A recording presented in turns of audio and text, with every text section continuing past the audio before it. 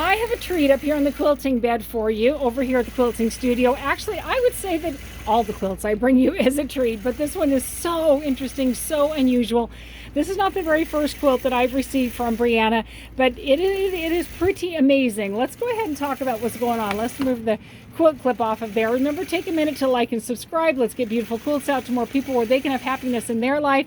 Take just a minute to follow me on Facebook and Instagram as well. You'll see pictures of the quilts over there, a different view than what you get here on the videos. Now, very, very interesting. Brianna's making this for grandchild who you can tell loves some basketball. Got a basketball right up there. A lot of information happening here. Now, I will let you know, this is literally hand embroidered. Every single thing you see here is hand embroidered. Brianna is the master. She is the GOAT.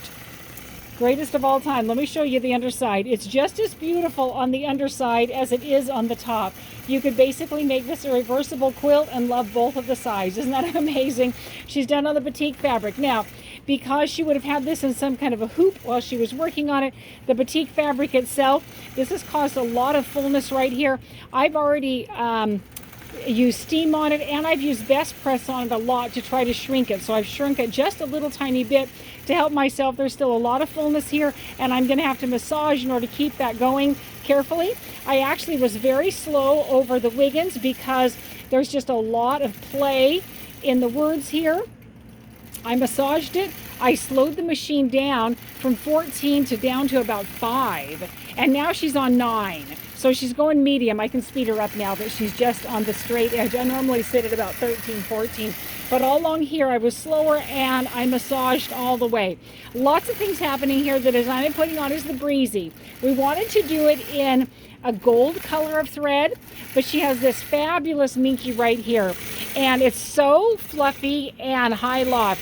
The more loft you have on the minky, the more it will beard through and come through on the stitches. So I had to call Brianna and say, let's talk about this a little bit.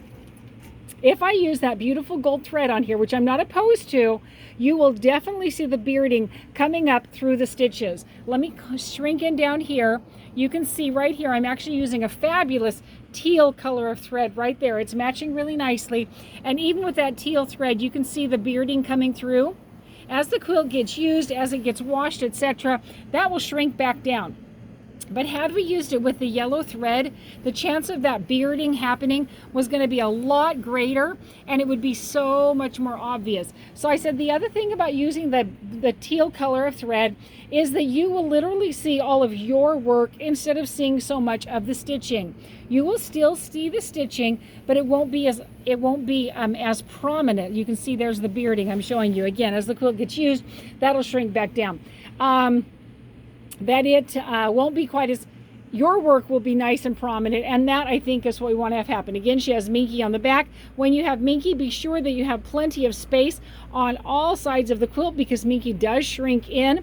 Sometimes, frequently, I will try to arrange the quilt so that it fits as far over on one side as possible, leaving you as much fabric on one side. But one, you're really not going to use a strip of minky like this really for anything else.